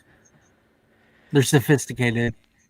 They're not the crazy uncle. UFC fans are the crazy uncle of the MM or combat sports fandom. Filthy casuals. Yeah, they're the idiots who boo and woo and shit. All that crap that we hate. You don't get that in boxing. Woo, wooing. The old days of wooing. I wonder if it will come back. I mean, honestly, I hope so because I like going to events. But as far as watching on TV and stuff, I would rather it be fanless. Well, we'll see. For the time being, it is. Anyways, as for this fantastic fight, which we are completely off track of, I cannot wait for this fight. I'm happy that this fight is happening at all because we were supposed to get this a month ago. Yan Xiaonan back in action. Claudia Gadelha, what was her last fight? I was the Angela Hill fight, right? Yeah. That was on one of the Florida cards. So right when the UFC started doing things again. So Yan has fought not as recently, but yes, this is a great matchup. Very interesting stylistic matchup. We have the odds, right, Steve? The odds are still up here, and Claudia is just slightly the underdog. I believe that was what it was. We checked before we went on air. The opening, yeah, the opening was plus 125 for Gadelia. Xiaonan was minus 155, but now on Bovada it's a lot closer. It's plus 105 for Gadelia Oh wow! and one minus 135 for Xiaonan. All right, very very tight. No point in really betting on it then. Not really. No point. But as for the matchup and everything, of course, I think that we know who has the advantages where Yan Xiaonan, really one of the best strikers, very underrated because of how many good strikers that we are seeing these days between, whether it's Chinese female fighters or female fighters in general. Obviously, every week it seems like we're talking about the best strikers between GDR, Valentina, the Nunez's, the Cyborgs, the Joannas, the Holly Holmes, all these great strikers who were a little bit higher up in weight classes. Forget about Whaley and, Rose is a great striker. Yan Xiaonan is phenomenal. A very good striker as well. Her sidekicks are a thing of beauty, giving sweet chin music out to all these bitches. So, I mean, very fun fighter to watch, of course. And then as for Claudia Gadelha, somebody who, very strong in her grappling. But lately, I think it's fair to say that she's kind of, I don't want to say fallen in love with her striking, but she's getting very comfortable with her striking. And not that it's bad or anything, but she's kind of going away from what got her to the dance a little bit. And if she does that here against Yan Xiaonan, she's going to get pieced up for the most part. And, we've seen Claudia have kind of cardio issues in the past. I think that she's, closed those holes up for the most part, at least in comparison to, back in the day a little bit. Specifically, you look at that second Joanna fight, and then Yan Xiaonan, has gas for days. As cardio for days, gas for days. It sounds weird. Cardio for days. Poor Xiaonan. Poor Xiaonan. I didn't mean to. I apologize. She should go to the doctor for that. Go to the doctor. Yeah. So I mean, if I think that this fight will come down to how aggressive that Claudia needs to be. I think that she needs to be aggressive with a grappling heavy approach because I don't see her being able to really hang with Xiaonan on the feet. Not many will be able to, aside from those elite level strikers like, the Whaleys and the Joannas, which are very exciting matchups that we hope to see one day. So it'll come down to if Yan can defend the takedowns when they come. And I think that, it's safe to assume that she will be able to because, she's been working with Team Alpha Male for this camp, which is not a bad camp to prepare for wrestling and, fighters of the lighter weight classes and whatnot. And then, she even did some slight training with Henry Cejudo, who's not a bad guy either. So, I mean, she's been working on the area that she needs to, kind of round out her game and be defensively sound, which you love to see that, man, because there are so many like question marks with a lot of fighters where you're like, are they really working on this area that they need to? Like a recent example is, when we were going to that Marina Rodriguez fight with Carlos Esparza, it's like, Yeah. okay, we know literally all she needs to train for is takedown defense, and she should. That is it because her striking, we know it's already better. So it's kind of a similar case here where Yan Xiaonan, we know that she's actually been working on this specifically. Where with Marina and let's say Johnny Walker, it's like were they really working on that the hole in their game? We didn't know, and then we go in the fight and we see that either they weren't or it didn't help or we didn't get to see it kind of thing. But it's nice when you know that a fighter is actually doing that. Yan Xiaonan doing that. And I think it'll pay off for her. I think she should be able to defend enough of Claudia's takedowns, depending on how much they come. I don't think Claudia will be super aggressive with her grappling unless she's getting beat up badly because she's getting too comfortable on her feet, because that's what we've kind of seen from Claudia lately. Yeah, it's weird. Super weird that she wants to just stand there and strike all the time now. Yeah, and that is something that she just cannot do in this matchup. So, She's gonna get knocked out if she does that. yeah, yeah, but that's a very safe bet. So, I mean, we will see. And even in the Carolina fight, yeah, Zhao Nan's last fight, when that fight did go to the ground and Zhao Nan was on top, I mean, her control was looking very improved too, and she was landing some nasty ground and pound. I think there were even some moments where there was some RNC attempts, nothing really too close, but she got on her back. And Zhao Nan, that was just, a highlight reel performance there, just a bell to bell beatdown against Carolina, who, of course, Carolina kind of a shell of her former self, but, that was a display of displays. And I mean, Zhao Nan, man, I think the sky is the limit. Of course, I have a little bit of bias because I love Zhao Nan, but, I think just on paper, if you look at this matchup stylistically, it is right to favor her, but it's definitely very close, as the odds would say, and it just depends on if Claudia can and wants to really go for the grappling and how well Jan can defend that. But yeah, man, I got to go with the hot hand, the momentum. My girl, Chinese takeover, Yan Xiaonan. I don't know about finish, but you know what? Fuck it. Yeah, let's go round 3 TKO. I think she'll wear her out enough with the strikes, beat down. She'll get it. She'll get a finish. Well, round 3 TKO. Yeah, if Gedalia wants to stand there and just strike with Xiaonan, there's absolutely no reason why Xiaonan doesn't get a knockout. Mm-hmm. Gedalia cannot just stand for 3 rounds and strike with Xiaonan. She has to make this a dirty fight. She has to take it to the ground. Otherwise, she gets finished. Yeah, because I mean, Xiaonan's pace does not slow up. It's pretty miraculous that Carolina did not get finished. Very high gas. Yeah, her output is just go go go.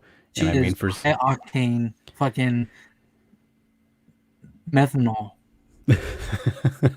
And for somebody like Claudia, who we've seen in the past, kind of have those potential cardio issues, even though I think that she has gotten better in that area, when somebody who is as relentless with their variation in striking techniques like Xiaonan is, man, it's making you think more. It's making you just worry and expend more energy in defense than you're used to. So, I mean, we could see her gassing out just from that overload that she'll be taking in from Xiaonan, assuming she doesn't, get aggressive with her takedown attempts and all that stuff. So, yeah, man, excited to see it. And Xiaonan is the pick. What is your official pick, Steve? Yeah. Sorry, for some reason, you went black on my screen. Okay. So I had no idea what you were saying. But yes, Xiaonan is my pick because I do think that Gedalia will not try to take it to the ground. I think that she's very stuck on this new way of this new Claudia Gedalia, where she just wants to fucking stand there and fight. It's weird. I don't like it for her. She's been losing because of that. But I mean, She the picked thing the is, wrong. she won against Angela Hill by the split decision, and people don't think she should have won. And that I don't think that's a good thing for her going into this fight because she'll think she can hang Because even she thinks more. that she can do that. Yeah, Yeah, because she won that fight, and she thinks that she won that fight. it was a She's very close one. it was incredibly close. Yeah, I could see it going to Angela Hill, but it didn't. And Gedalia got her hand raised. Xiaonan will not let that happen. Yeah, She'll she'll knock her out at some point. I think there's going to be some kind of finish at some point because Gedalia, bec- just because Gedalia is so stuck on wanting to strike with her opponents now. If she reverts back to her wrestling ways, Gedalia might win this fight. But for now, I won't pick Gedalia because we've seen too often lately she just wants straight, and Xiaonan's not going to let that happen. I mean, she'll let that happen because she'll welcome it, and she's gonna get the finish at some point. Round maybe 2 or 3, Xiaonan. oh man, I'm so excited. I am so excited to see Xiaonan back in action, dude. I love watching Yeah. her fight so much.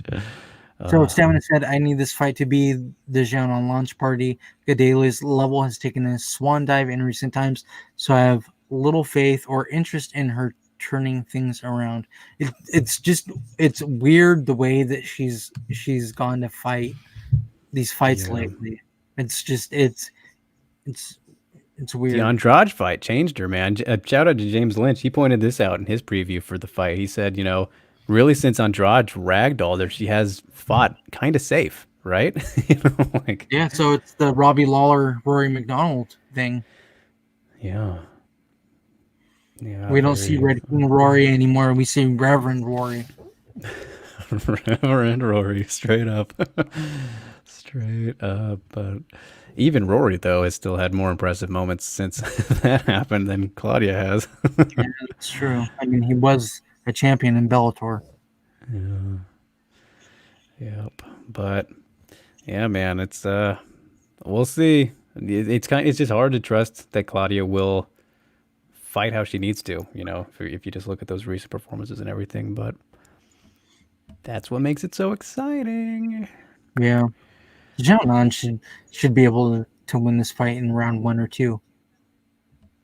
Could very well could, man. I mean, I'm excited to see how the training with Team Alpha Male pays off too, and all that. Yeah, So can you imagine what if she goes out there and starts out grappling Claudia? Oh, that would make me so happy. Just like I see that mean, evolution. That would be yeah, nuts. it would be cool to see, but I don't think that'll happen. No. Gedalia, once I guess once she gets pushed to the grappling, it'll come back, and she's Mm, really good. She's really good, a really good grappler, jujitsu fighter. Um, I don't know. I don't see that happening at all. A knockout, I for sure see happening though. yep. Can't wait for it. So those are our two fights for the weekend, everybody. Yeah, yeah. Some good ins. Featherweight action, strawweight action. Steve and I are split on the Bellator event. Um, but I yes. can't believe this. Mr. Lynch is absolutely right. Old Cardio Gedalia got gifted a couple of wins. I cry on the inside. Oh, what? Gizmo appearance. Gizmo cameo. Oh, okay. First time on the show, little buddy. You love to Okay, see it. pal. It just pops up out of nowhere. Well, he Awesome. was laying over there, and then all of a sudden he came. I didn't think he was gonna actually come in camera view. Yeah. Love to see it. All right, you guys. I think that'll put a wrap on this one up here. Don't forget to follow us, like, share, and subscribe. The Scrap on YouTube. I am at Drake Riggs _ on social media. Steve is at Steve K _ MMA, of course. Give us follows, give The Scrap follows, yada, yada, yada. Steve, man, what do you got going on these days? 2 MMA Inc. interviews coming this week. Ooh. Probably tomorrow. I think I'm going to do one. No, not tomorrow. Thursday. Thursday is in 2 days. Yeah, I'm going to do one for sure Thursday, and then one probably on Saturday, Sunday. I think they're pushing for Sunday, which is fine.